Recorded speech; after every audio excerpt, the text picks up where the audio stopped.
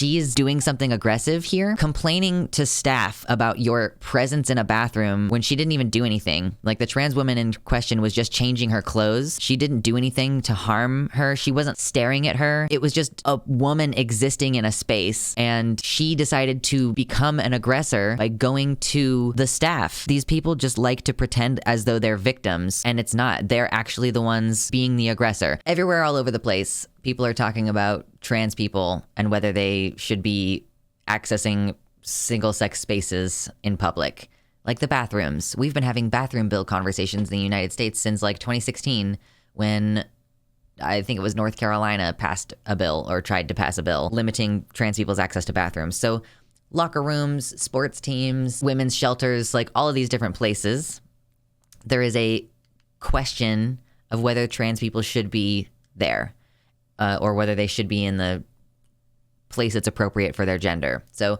in this case, we're going to be talking about a YMCA locker room. A young woman is testifying, I guess, before a city council meeting of some kind about a trans woman in the locker room. So we're going to like react to this. We're going to look at it, see what she has to say. I get the impression that it's a bit of a think of the children kind of argument, but we'll see what she has to say. So yeah, get your clicks and likes in real quick before we get started. Let's roll over here.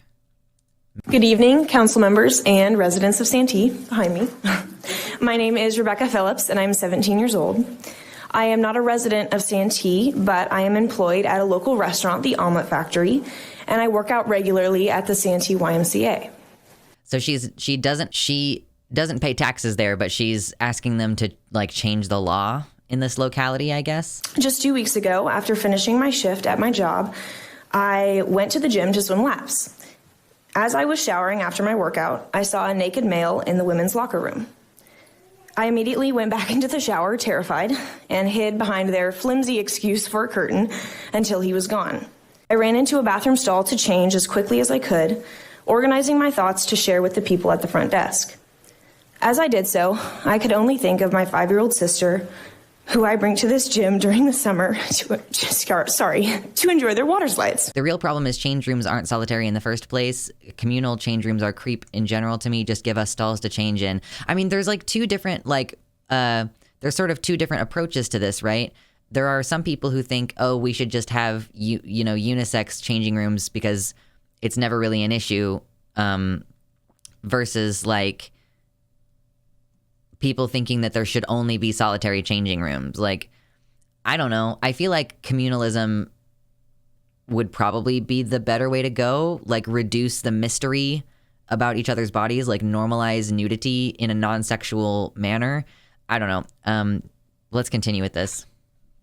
This is the YMCA, where hundreds of children spend their summer. Oh my God, the tears. I didn't know that we were heading toward tears. She's like, my 5-year-old sister. Yeah, like I don't know. Afternoons in childcare camps. This is the YMCA where my little sister took gymnastics lessons. The locker room was supposed to be her safe haven to gossip with her friends and shower and change. When I asked the YMCA management what their policy was regarding transgenders, yeah, honestly, just stop staring at people's groins. Like, why, when you come out of the shower, are you like looking at people's crotches? She's starting to sound like that one woman who was crying because she didn't want gay marriage to be protected. Right. It's just not a big deal. Like, am I crazy for just feeling like human bodies are normal? It makes me feel crazy. The idea that like, oh, seeing a penis in a changing room would be like a day ruining thing. Like, I'm gonna cry over it. Like, wow, grow up. Confirmed that the man that I saw was indeed allowed to shower wherever he pleased. And also just gonna continue with we're calling him a man, even though she's a woman. Like, this is just what the rhetoric is gonna be from now on, apparently.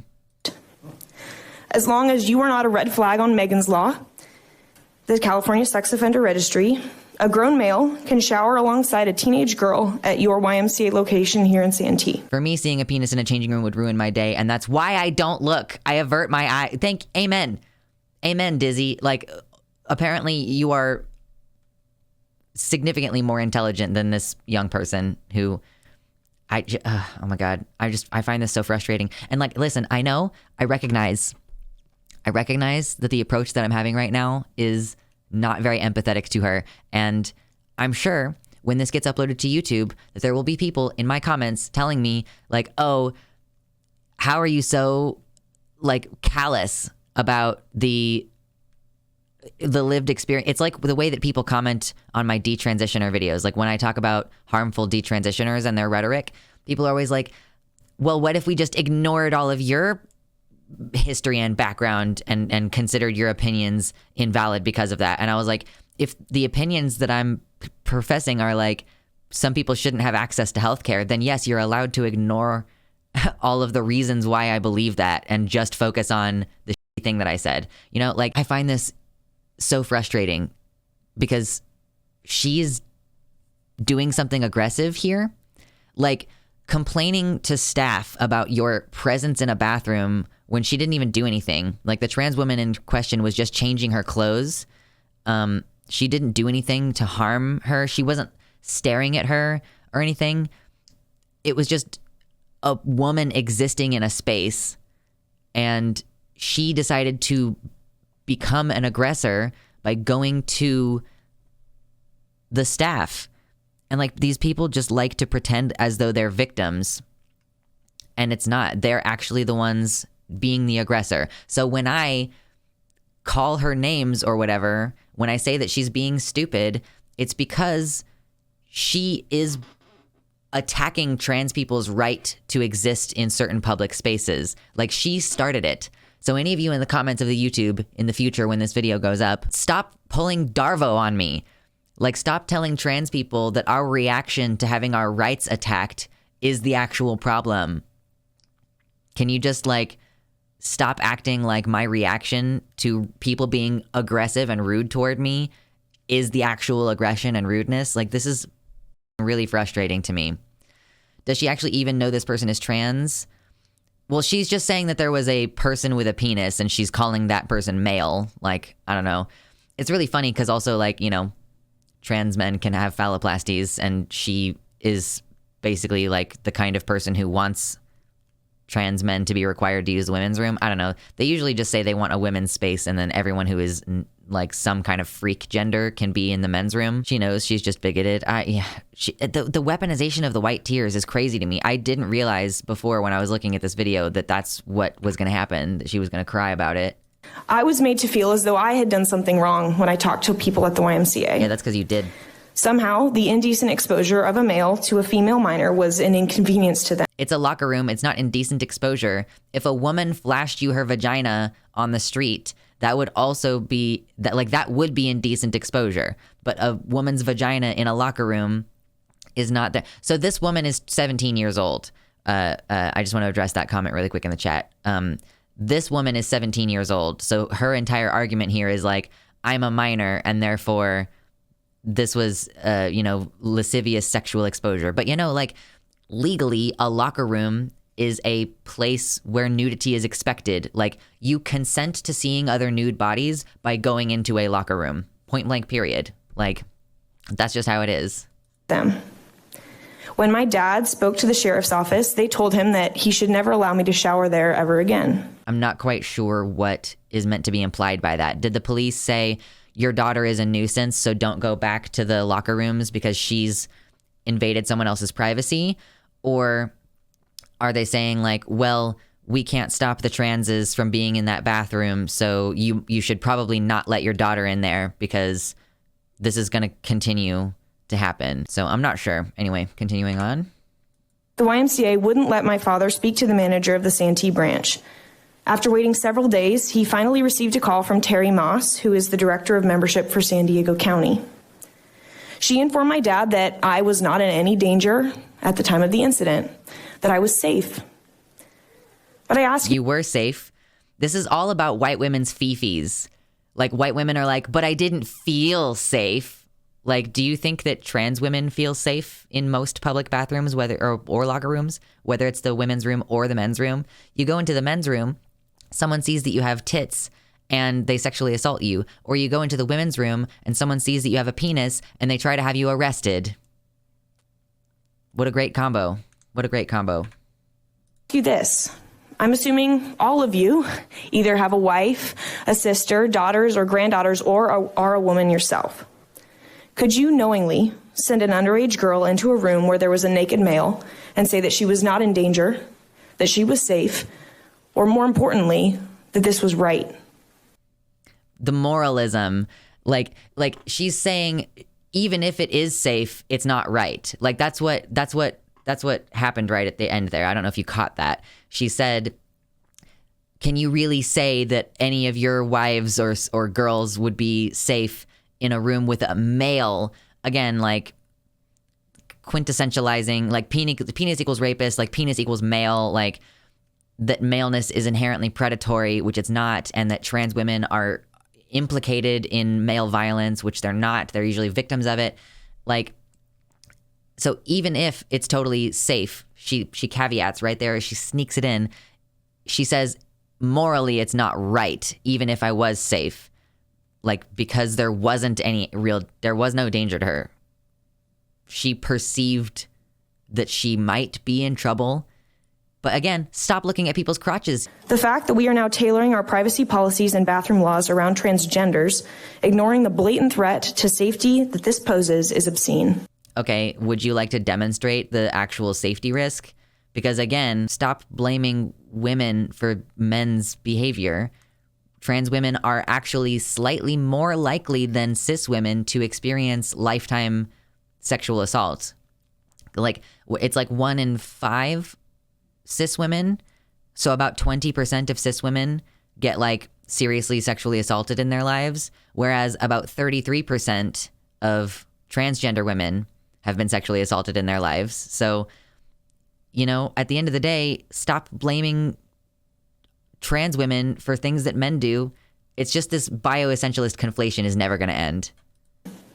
The safety of children, girls, is on the chopping block. How? And this issue is not unique to one political party. Both Democrats and Republicans whom I have shared this story with have all been equally disgusted. So I implore you all to take action. With great privilege comes great responsibility. Whether it's requiring transgenders to use the single-stall family restrooms. Yeah, and again with the transgenders, that's 3 times. She never says trans people. Oh, these transgenders. That is like a kind of objectifying rhetoric that definitely doesn't lend itself to elimination rhetoric at all. Or making them use the bathroom which aligns with their biological Thank you. She got cut off. Okay, so here, actually, we might know who the trans woman is here. So a woman falsely accused trans woman Kristen Wood of exposing her penis in a locker room. Kristen has had bottom surgery and does not have a penis. Rebecca went on Tucker this week to complain to millions who will believe her blatant lie. She should be ashamed of herself. Let me see this. YMCA, California law gives people the right to access locker rooms that align with their gender identity. Young people, this video call shows a teenage girl called Rebecca speaking, but the woman in question said that Phillips could not have seen male genitalia because she's had gender confirmation surgery. She says, I don't know what's in the mind of that child. It seems that this girl is just super, super lying. It's not that she lied about seeing a trans woman in the bathroom, which she did, but she accused her of having a penis. And like, not that would have been a problem anyway. Like, to be clear, maintaining that position, it is not a problem for people with different genitals to be in areas where they're supposed to be. Like, trans women are women and they're permitted into the women's room, whether they've had gender surgery or not. However, it is just also that this child lied and said, this person with a penis, this full-bodied male, this intact male who could have me. She's very particularly targeting this trans woman, or I don't know if it's about her as an individual. She says she doesn't live in that town, so perhaps she doesn't actually know her personally, but she is trying to, I mean, she got on Tucker Carlson. She's making the money at this point. Like, she's gonna be making some money off of this now. I really don't like that this is where I always end up with these stories, but really with all of these young people who are getting on Tucker Carlson's show to talk about their detransition or trans people in public spaces, like, I really just think they're trying to make money. Because if they're not trying to make money, then they are like earnest in their belief that they are doing the right thing. And I just don't think that people are that stupid. Maybe they are that stupid. Or maybe they just are committed to their bigotry and don't mind that that's what it is that they're doing. TERFs calling trans women males gives the same energy as incels calling women females. It's creepily objectifying. Both of the things that she did, like these males were in here, and it's so silly that we're making policy based on transgenders. Like, it's so silly that we're making policy about transgenders and their right to public spaces instead of my fifis about whether or not I'm safe. Happy New Year, and thank you to all of my viewers, and especially my patrons, and especially these ones: Tiago Nascimento, Mersh Rovag, Jovian F. Gaudreau, Bean, Heather Clarkson, Amanda B., R. Halverson, Athiet, Sarah A., Michelle Winter, Wellington Marcus, Suzanne Maynard, Nova, Mr. Atheist, and Elizabeth Bartell.